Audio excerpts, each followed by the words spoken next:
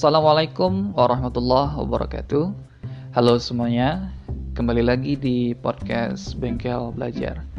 Di siar kali ini, aku akan mengulas sebuah kasus yang dihadapi oleh salah seorang mahasiswa, di mana ketika sedang menjalani sidang skripsi, salah satu pengujinya justru dalam tanda petik menyerang si mahasiswa dari segi data dan hasil penelitiannya. Nah, di sini mungkin aku harus spill variabelnya apa, sehingga kita bisa paham konteks dari permasalahannya di mana, atau kekeliruan dari serangan-serangan sang dosen penguji terhadap mahasiswa ini bisa kita pahami. Jadi, untuk variabel penelitiannya adalah untuk variabel X, yakni keterampilan menjelaskan guru, dan variabel Y-nya adalah pemahaman siswa, dan jenis penelitiannya kuantitatif asosiatif kausal. Jadi lebih kurang judulnya adalah pengaruh dari keterampilan menjelaskan guru terhadap pemahaman siswa. Nah, di sini si mahasiswa itu mengumpulkan data dengan dua cara atau dengan dua teknik. Yang pertama, untuk variabel keterampilan menjelaskan guru itu menggunakan angket yang disebarkan ke siswa. Sedangkan untuk pemahaman, dia menggunakan dokumentasi hasil belajar. Dan mungkin kita nggak akan fokus ke situ dulu, karena kita akan fokus kepada bagaimana sih bentuk kekeliruan yang terjadi dalam sidang tersebut ketika si dosen penguji memberikan pernyataan atau statement yang menurutku itu cukup tendensius gitu. Nah, jadi ketika dalam suasana sidang, si mahasiswa cerita kalau dia ditanya oleh dosen pengujinya, itu si gurunya umurnya udah berapa tahun? Dijawab oleh si mahasiswa sekitar 60 tahun, Pak. Kira-kira beberapa bulan atau beberapa waktu lagi akan pensiun gitu. Nah, terus dia udah berapa lama ngajar di sekolah itu? Dia jawab sekitar 20 tahunan lebih lah, Pak. Nah, terus si dosennya tiba-tiba nyeletuk, kalau dengan pengalaman mengajar selama itu, dengan usia yang dalam profesi guru itu udah usia paripurna ya. Ketika hasil penelitiannya negatif, dalam artian ternyata nggak ada pengaruh dari keterampilan menjelaskan guru tersebut terhadap hasil belajar, kamu udah istilahnya udah nyalahin gitu, sudah dianggap menyalahkan gitu. Kamu ini buka aib, ini aib nih. Kamu menuding, kamu mengatakan berarti dengan hasil penelitian itu kalau si guru ini nggak becus lah, intinya nggak begitu. Aku redaksinya nggak terlalu paham, nggak terlalu ngerti juga, cuma kira-kira lebih kurang secara konteks demikian. Nah, berarti kalau bisa aku tarik kesimpulan dan juga dikonfirmasi oleh si mahasiswanya, bahwasanya si dosen ini mempermasalahkan dua hal. Pertama, hasil penelitian ternyata mengatakan nggak ada pengaruh, dan yang kedua adalah hasil negatif tersebut dianggap sebagai aib bagi sekolah. Dan apakah hal ini benar? Gitu. Aku akan jawab terlebih dahulu dengan memulai penjelasan mengenai apa sih gunanya kita melakukan suatu penelitian. Nah, jadi ini konsep dasar yang menurutku, atau titik pijakan yang menurutku sampai hari ini bahkan mungkin ya, bagi kalangan dosen-dosen pun juga nggak ngeh atau tidak paham kenapa suatu penelitian itu pada akhirnya mereka lakukan. Tapi kalau kita baca berbagai buku metodologi penelitian, ketika kita, entah siapapun itu, melakukan sebuah penelitian dalam konteks ilmiah, tujuannya adalah untuk memberikan kegunaan. Ya, tujuannya adalah untuk memberikan kegunaan. Jadi, sebuah penelitian dilakukan untuk memberikan sebuah kegunaan, entah itu untuk si penelitinya sendiri, entah untuk subjeknya yang sedang diteliti, ataupun untuk institusi ataupun lingkungan ataupun lokasi ataupun tempat di mana penelitian itu dilaksanakan. Jadi seenggaknya itu ada 3 kegunaan. Pertama untuk si penelitinya, kemudian untuk si subjek penelitiannya, dan yang ketiga adalah untuk lembaga atau tempat atau lingkungan yang menjadi lokasi penelitiannya. Sehingga konteksnya adalah berarti penelitian itu dilakukan untuk memberikan manfaat, untuk memberikan kebaikan. Kalau memang di suatu tempat ada masalah, ya berarti masalahnya akan bisa dipecahkan dengan adanya wadah atau kegiatan penelitian. Karena dengan penelitian kita akan menemukan masalah, kita akan menemukan data-data yang kemudian diolah dengan berbagai teknik analisis, entah kuantitatif ataupun kualitatif, yang nanti hasilnya itu untuk dijadikan sebagai pijakan atau referensi untuk menyelesaikan masalah-masalah tersebut. Makanya kalau di skripsi itu ada bab 5 yang isinya adalah kesimpulan dan saran. Di saran itu, ini mungkin bisa jadi beda ya tiap-tiap dosen ataupun tiap-tiap kelompok atau komunitas kampusnya untuk memberikan pandangan soal saran itu gimana sih. Tapi sejauh ini yang aku tangkap dari berbagai macam jenis penelitian dan juga dari referensi-referensi yang aku baca, saran itu isinya adalah pandangan kita soal apa yang harus dilakukan atau apa yang sebaiknya kita bisa lakukan berkenaan dengan hasil penelitiannya. Jadi misalnya kalau seandainya si mahasiswa ini ternyata hasilnya nggak ada pengaruh dari variabel X yang merupakan keterampilan menjelaskan guru terhadap hasil belajar atau pemahaman siswa sebagai variabel Y-nya, ya berarti kan itu disarankan untuk melakukan aktivitas atau mungkin melakukan hal-hal lain yang diperkirakan dapat memberikan pengaruh gitu, atau mungkin yang lain-lain segala macamnya. Jadi di saran itu gunanya untuk supaya masalah yang ada bisa ditindaklanjuti atau mungkin bisa diselesaikan, dicarikan solusinya berdasarkan hasil penelitian gitu loh.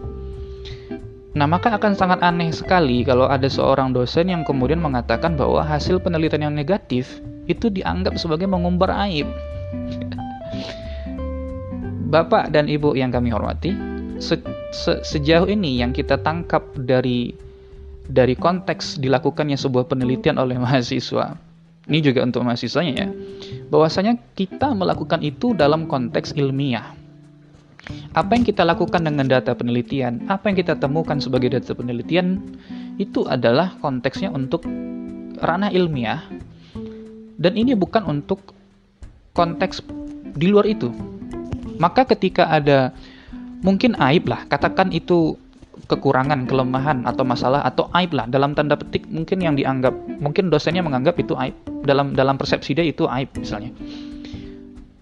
Ada perbedaan dalam menyikapi data yang aib tadi bagi seorang peneliti dalam konteks ilmiah, dan perbedaan dalam menyikapi data yang aib tadi bagi seorang tim sukses di kampanye politik. Kalau kita bicara dalam konteks penelitian ilmiah, maka aib itu adalah referensi atau pijakan yang akan dipakai untuk menyelesaikan masalah-masalah terkait dengan variabel di lokasi penelitian. Artinya untuk digunakan memberikan manfaat. Sekarang gini, gimana kita bisa menyelesaikan suatu masalah kalau seandainya masalahnya itu nggak mau kita buka?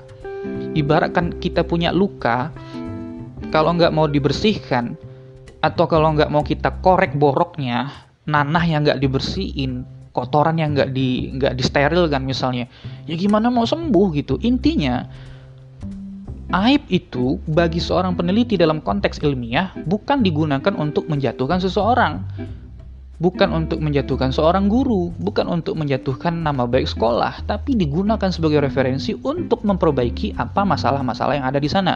Nah, barangkali mungkin yang harus mereka ingatkan kepada mahasiswa adalah penggunaan redaksi yang tidak tendensius, yang tidak kesannya terlalu memburukkan atau menjelekkan gitu.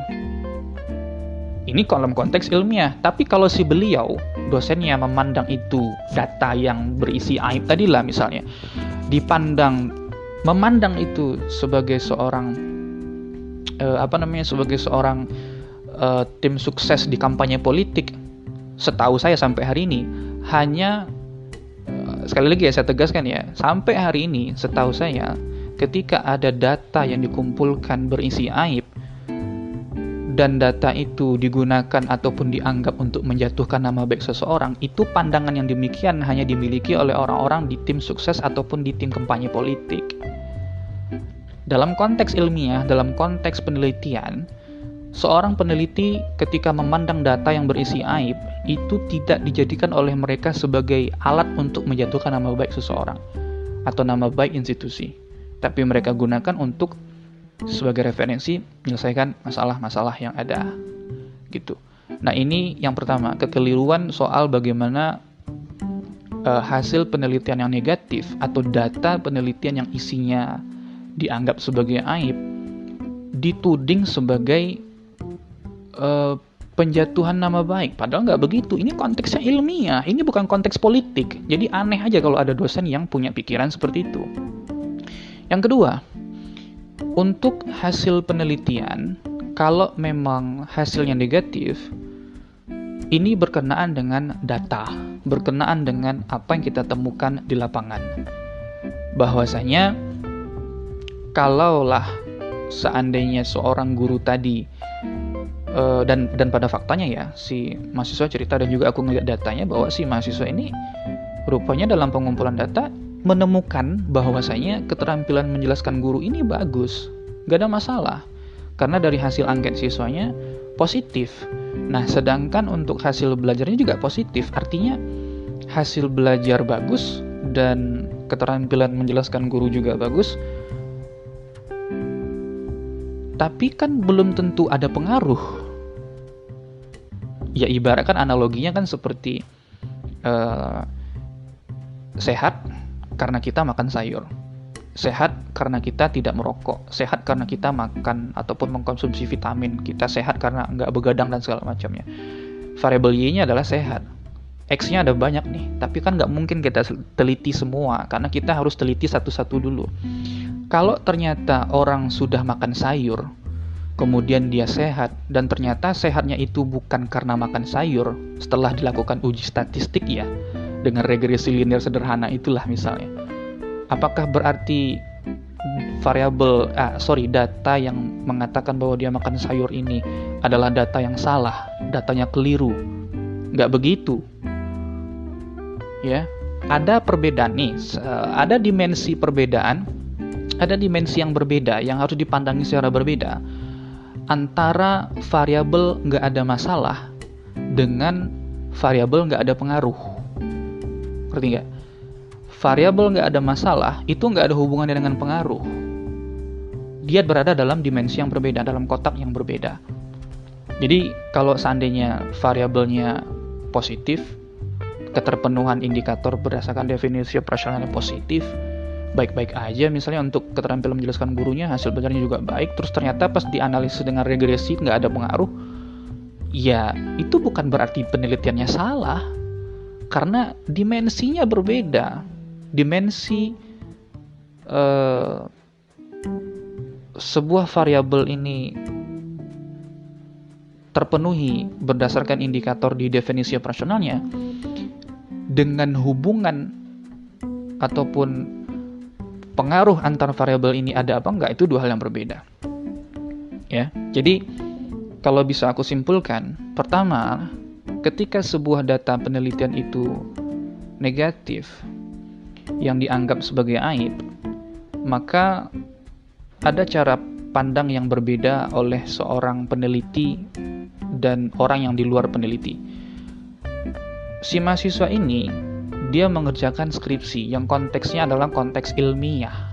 Maka ketika ada hasil penelitian yang ditemukan membuat data-data yang dianggap sebagai aib, sebagai kelemahan, sebagai hal buruk pada satu institusi yang ditelitinya atau pada satu tempat yang ditelitinya, nah aib itu ataupun data yang jelek tadi itu bukan diniatkan atau intensinya adalah bukan untuk menjatuhkan nama baik orang yang ada di sana atau subjek yang ada di sana, tapi digunakan sebagai referensi untuk perbaikan sistem. Itu cara pikir seorang peneliti dan cara pikir orang dalam konteks ilmiah. Tapi bagi orang yang di luar itu, mereka akan menganggap bahwa data atau aib ini dianggap sebagai menjatuhkan. Oh, si mahasiswa ini kok jelek nih hasil penelitiannya, kok nggak ada pengaruh, kamu pengen ngejatuhin nama baik saya. Itu hanya orang-orang politik yang punya pikiran seperti itu. Oke, dan yang kedua adalah, kalau bisa disimpulkan secara ringkas, bahwasanya ada dimensi yang berbeda ketika variabelnya secara indikator di definisi operasional baik-baik aja, keterpenuhannya ideal, atau nggak ada masalah dalam variabelnya, dengan apakah variabel X dan ini ada hubungan apa enggak, atau ada pengaruh apa enggak, itu dua hal yang berbeda, dimensi udah nggak sama lagi. Jadi itulah kenapa teknik analisis yang digunakan berbeda, dan kenapa juga kita butuh teknik analisis. Nah, itu mudah-mudahan bermanfaat buat teman-teman sekalian. Sampai jumpa di lain kesempatan. Assalamualaikum warahmatullahi wabarakatuh.